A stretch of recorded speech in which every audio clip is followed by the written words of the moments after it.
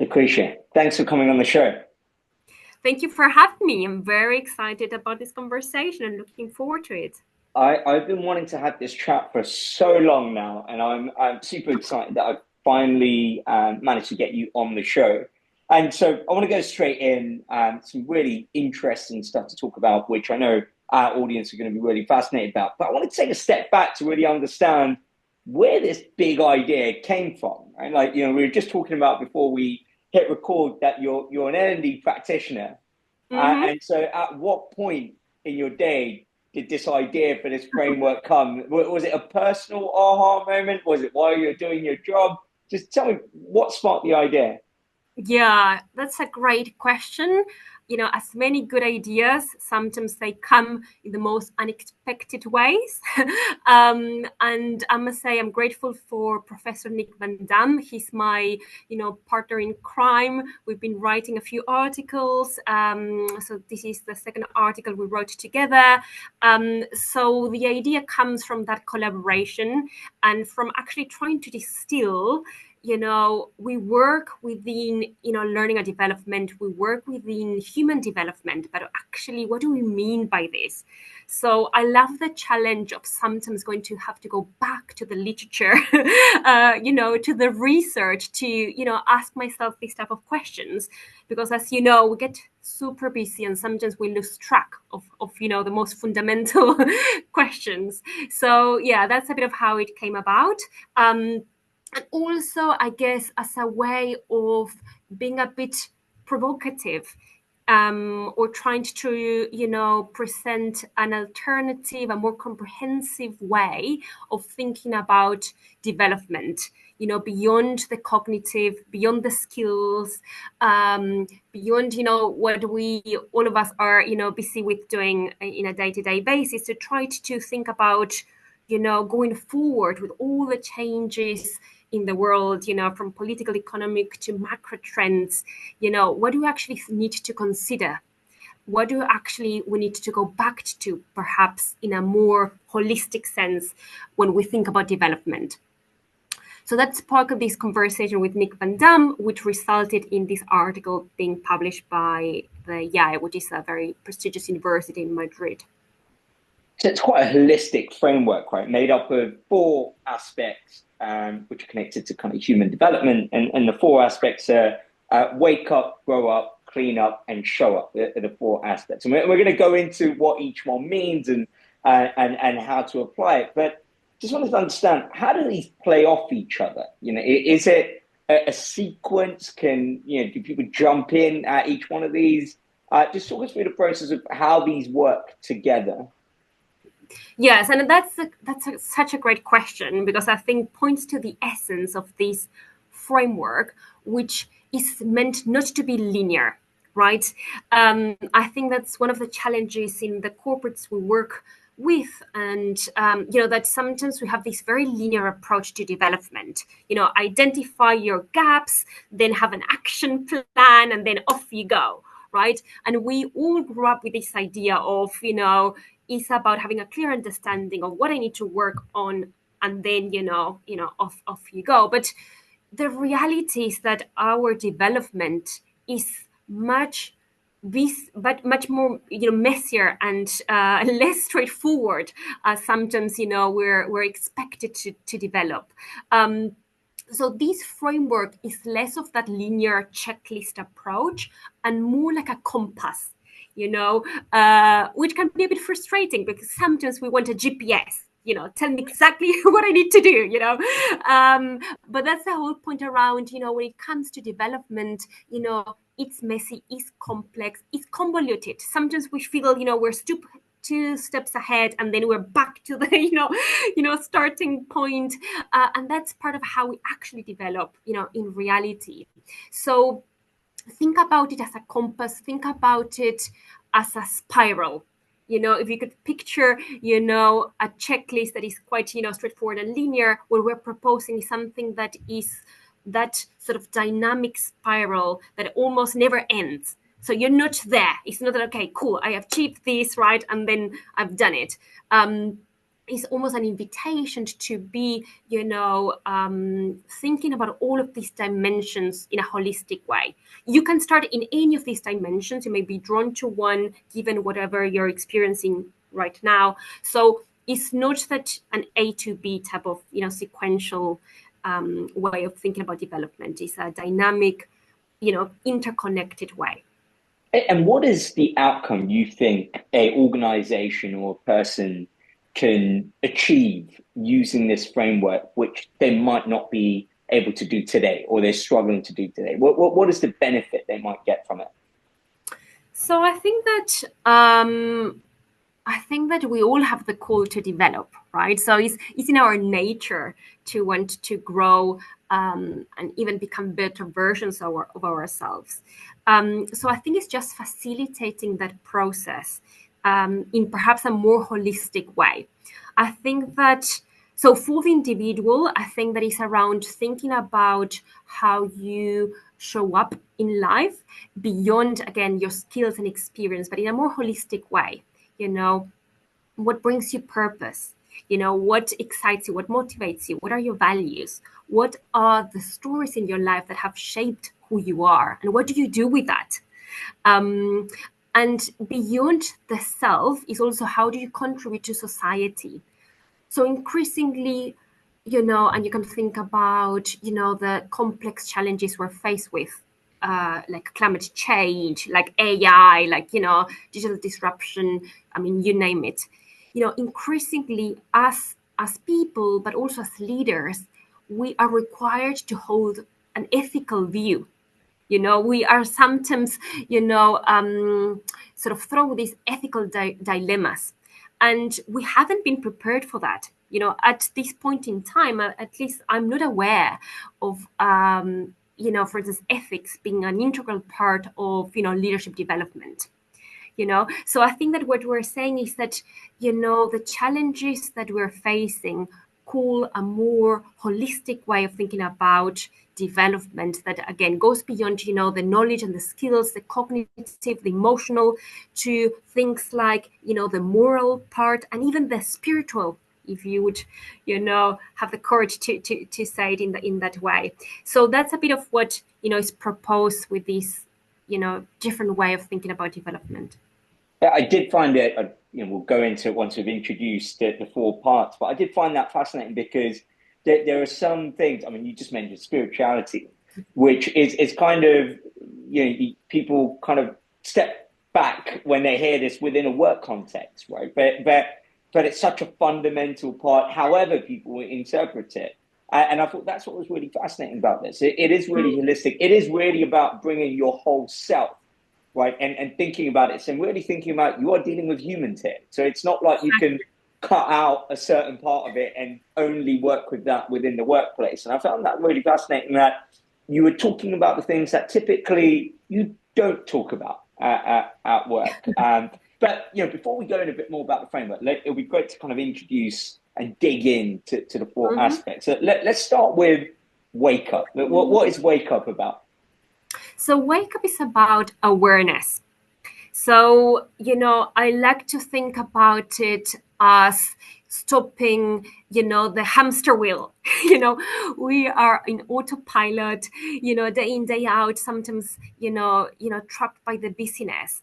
And we can go months or even years in our lives in such way. So this is an invitation to pause and think about, expanding our awareness about who we are, like our self-awareness, but also, how we connect with others, how we connect with the external world. So it's about, getting to know your blind spots, your triggers, your inner narratives, expanding that self-awareness. But in doing so, it's not just about knowing myself, it's also understanding that we are connected to the wider system.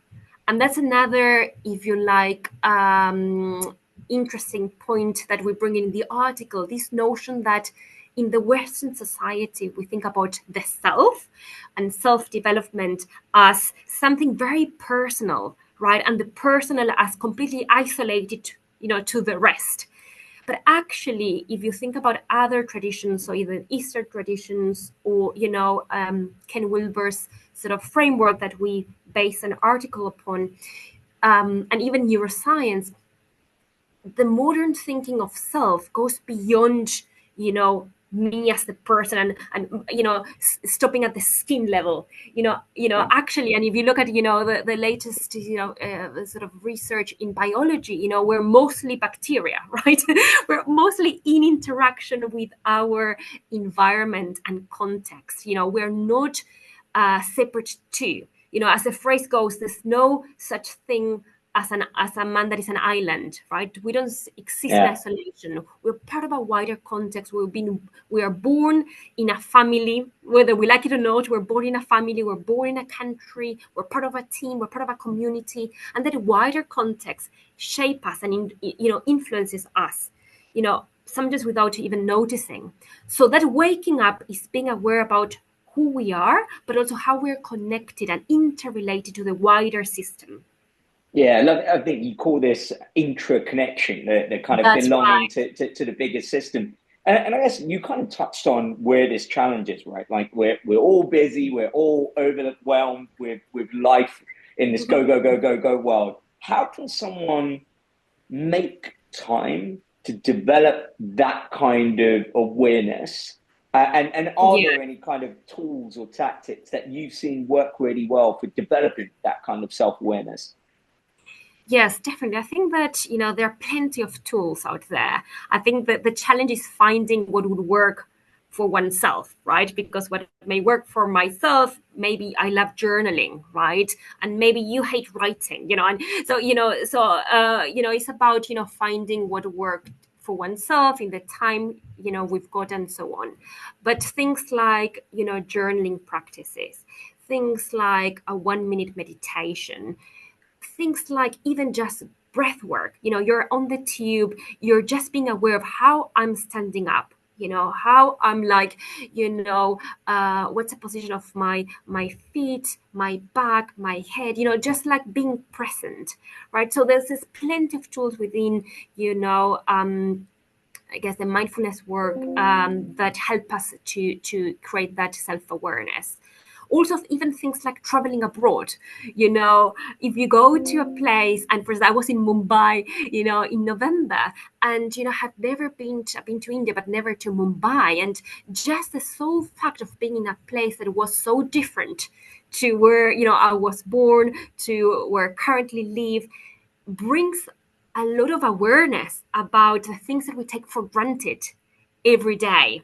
So, an exposure to an experience that is a bit of a contrast to your daily life can also help with that daily awareness, to understand, what's my story, what are the things that, I never questioned or never thought there's a different way of, perhaps, living life or perceiving certain things. So exposure to experiences are it's also a very powerful way of creating that self-awareness.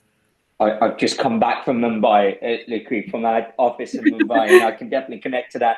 And also, I can really relate to. I'm a big fan of journaling, and I think it takes a while to build that, like any habit or practice. Mm-hmm. And I was talking to a friend where I said I finished one journal, and it had 4 years of my life, like the last 4 years of my life, and so I was on a plane, I had a bit of time and I flick back and start reading. And just that, Wow.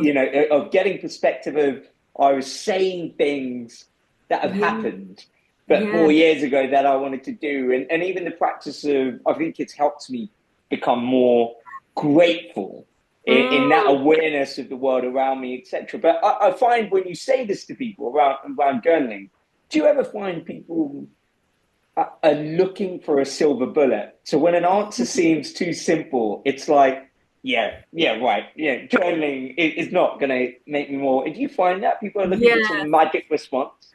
Definitely, definitely. And I think that, there's a lot of skepticism or cynicism around anything that, relates to self development. Some people, think that's a bit esoteric. out there. So again, I think that is around a very personal journey.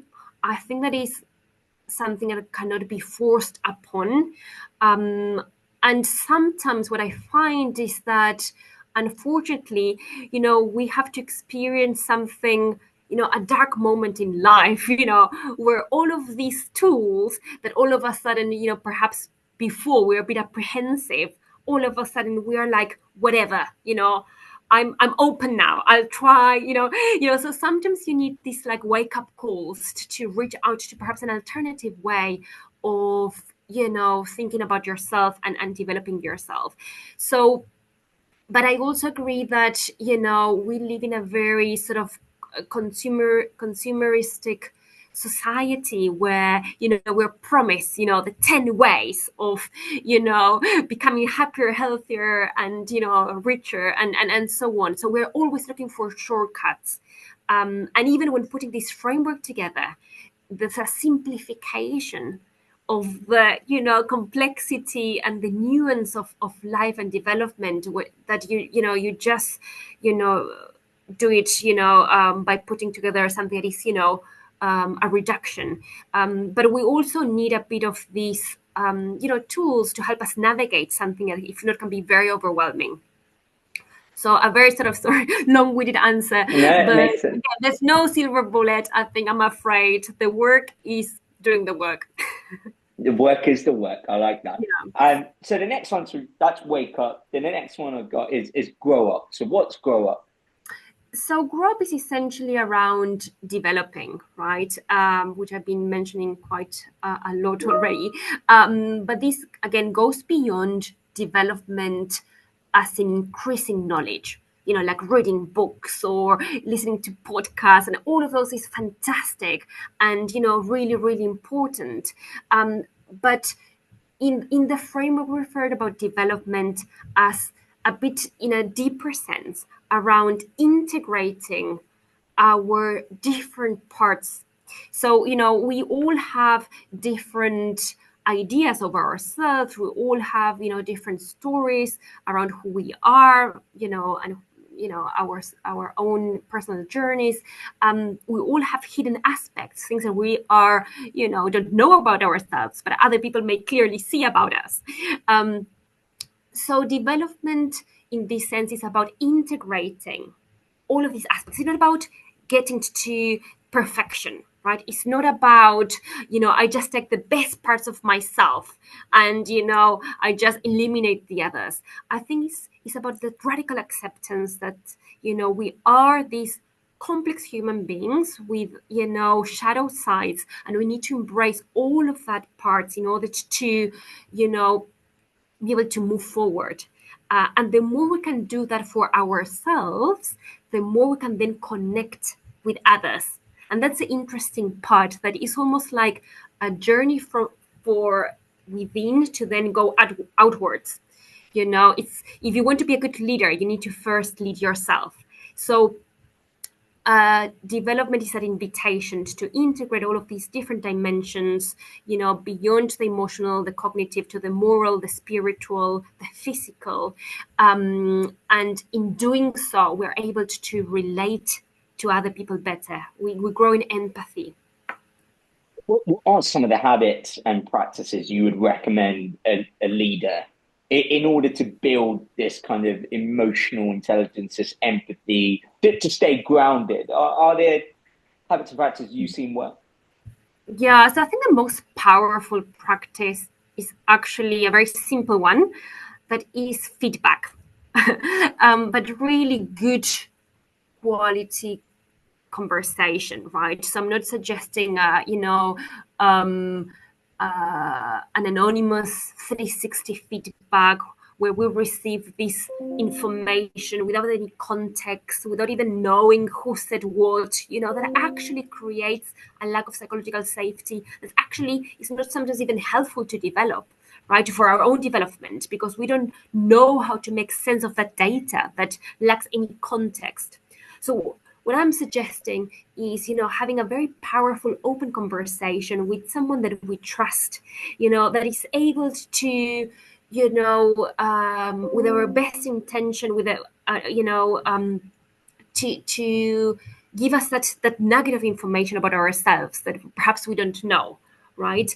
So things like giving and receiving feedback are very powerful, to develop again powerful experiences, all from retreats to traveling abroad, with intention and being aware, because we can, again, go on all of these travels in autopilot. So there's an openness that we need to have in order to make the most of it. Things like having a mentor, also, all of these are powerful ways that can help us in our development. The third aspect is cleanup. What is cleanup? Klima. So that's around healing, if you like. So, we if we recognize that we all have parts of ourselves, part of our stories that perhaps are unresolved, where there's things that remain, either conflicts or personal stories that are a bit of this emotional baggage that we carry with us. So cleanup is having the courage to confront that part of ourselves that most of the times we put a lot of energy to, put it under the carpet, and not wanting to face this. In other words, or other people would call this shadow work, so it's confronting these hidden parts, these unresolved conflicts with ourselves, with others, to again accept and integrate. So things like coaching, things like therapy, things like body work. Sometimes these conflicts, or this sort of emotional baggage is stored in our body, and then it even can lead to diseases. So all of these are practices that can help us, heal our wounded self. And cleaning up your past baggage can often feel quite scary for some people. It might feel like an impossible task. Um, and so, do you have any kind of ideas or suggestions for how you start that process, especially in a scenario where you might not have access to therapy or coaching? Right? Are there other options for how you can tackle that? Yeah, so that's a great question, and yeah, talking about therapy, I think can be quite daunting, or you may feel, well, I'm not actually that bad, and of course, it does have a cost associated to it, but I think that sometimes it's also about who do we surround ourselves with.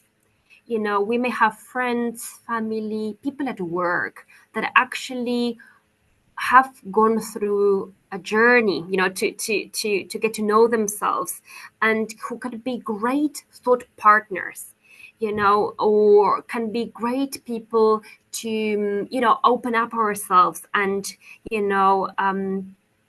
take, an alternative view on what's going on for us, for instance. So I think that you don't have to find a coach or a therapist. Sometimes a good friend, can also do it. Even again, and some of the other practices that we have already referred to, like journaling, mindfulness, can also be very healing in terms of, helping us becoming aware of all of these, shadow or hidden dimensions of ourselves, and, reach that place of acceptance, not to fight against them and try to Yeah. hide them, but actually just saying, that's okay. That's part of my story. That's part of who I am. And actually, as a result of this, I have become X, Y, and Z. And the last aspect is show up. What show up? So, show up is when we take all of that inner work that we have been talking about and actually we translate that into action. This is about engaging actively in our communities, in society. So it's a bit about taking responsibility. We're not in this world to be passengers, to be bystanders. We have an active role, and a goal to make an impact, to have purpose in life. So this is about taking all of that and making a positive contribution beyond ourselves to, society, our communities. that again connects with what we're saying about we're interrelated, right? So we cannot just think about our own development and leave it to just ourselves. It's about going beyond us. So that's about showing up.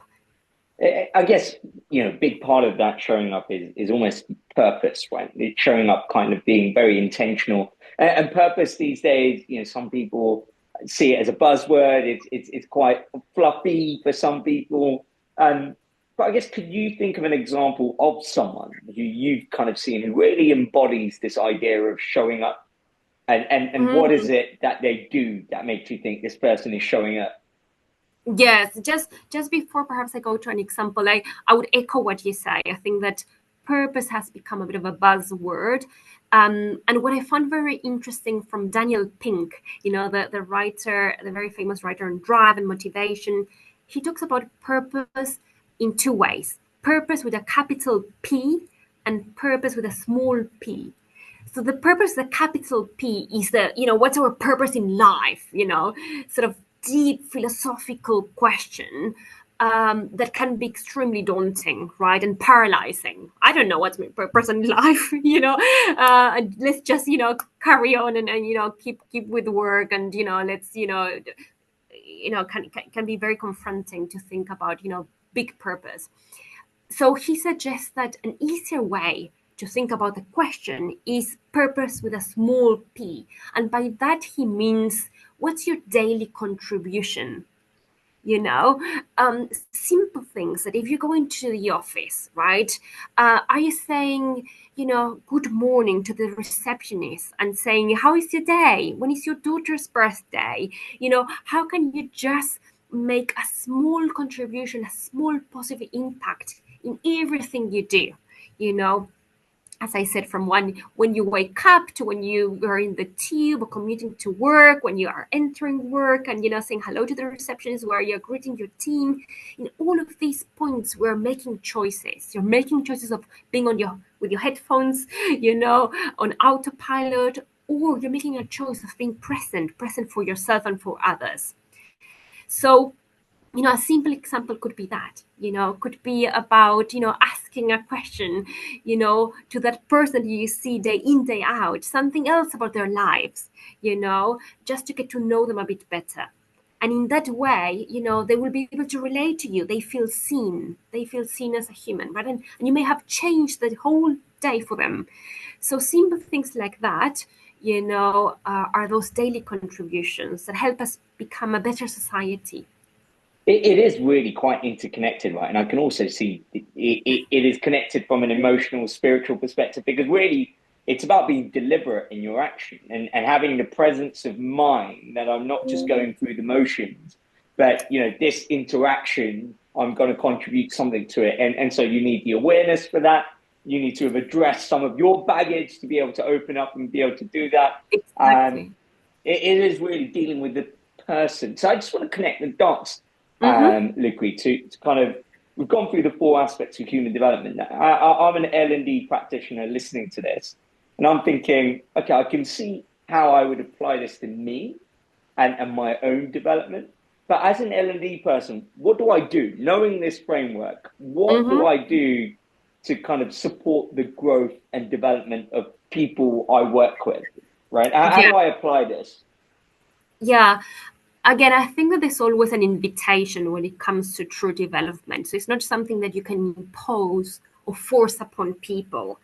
But I think that is perhaps, as an L&D practitioner, for instance, when it comes to leadership development, how can you think beyond, just, I guess, the traditional ways of, developing emotional intelligence or strategy? So dealing with the cognitive part and the emotional part, how you start integrating perhaps more of the moral aspects, how you can help leaders become more ethical, become citizens of not just organization but of society. So perhaps it's not a radical shift, but perhaps started to integrate these other elements to be a bit more holistic in the approach. I mean, there's already a trend in leadership development, in a more holistic way where, the leadership retreats where leaders would go out to the mountains or to nature, whether be working with a coach and perhaps a physical therapist, and a mindfulness practitioner. So there are companies that are already sort of experimenting and acknowledging that actually it's about taking care and looking after the entire being, not just, again, the cognitive and the emotional part. We are embodied leaders. We're not just, walking brains. And sometimes we forget that when it comes to perhaps how we design our leadership development interventions. So that's one of the ways that I would say things like incorporating purpose. Again, I think that is a trend.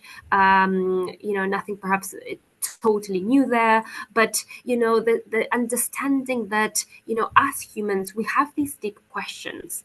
So making the space for people to engage with these questions of what it means to be human in the current world, that in itself is very powerful, because in the daily grind we don't have the time to do so. So Yeah. just creating that safe space is already a very powerful way of introducing this framework into practice. It seems so obvious because without this, it feels like you're just looking at the surface, right? But you're not looking under the hood. And so you're doing the surface level stuff and not seeing the behavior change or the impact that you want to see. That's because there are certain fundamentals in the foundation of it which haven't been addressed. And I feel like that's what this framework really does for me. It kind of goes straight to the root of where the challenge is, and make sure that holistic approach addresses that foundation as well as delivering that. Look, I could talk to you forever, and obviously I'll share a bunch of stuff that we've discussed in the show notes. But the last question I want to leave you with is, I guess, what's your hope for this framework, right? When you look at, let's say, the next 5-10 years, how would you like this framework to reshape leadership and organizations, or even society? Yeah, so I think that the last point, you connected the dots so nicely there. That the invitation is not to download a new app, if I can take that analogy. The Yeah. invitation is to upgrade an operating system altogether. So, that, I guess, is my hope. My hope is that as we focus on skills and abilities, which sometimes can be a bit of a surface level, and in doing so, we perhaps don't focus on the what's underneath the surface, and beyond that, what are the mindsets, what is the operating system that made us arrive to that place in the first place. So my hope and desire is that leadership development gets deeper and deeper in what it really means to be human in the workplace.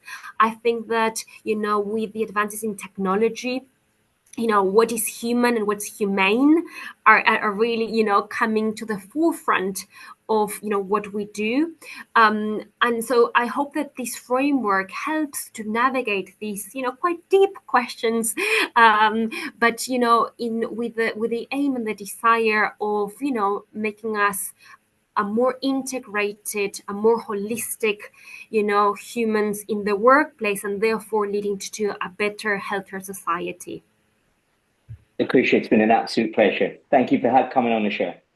Oh, no, thank you. My pleasure.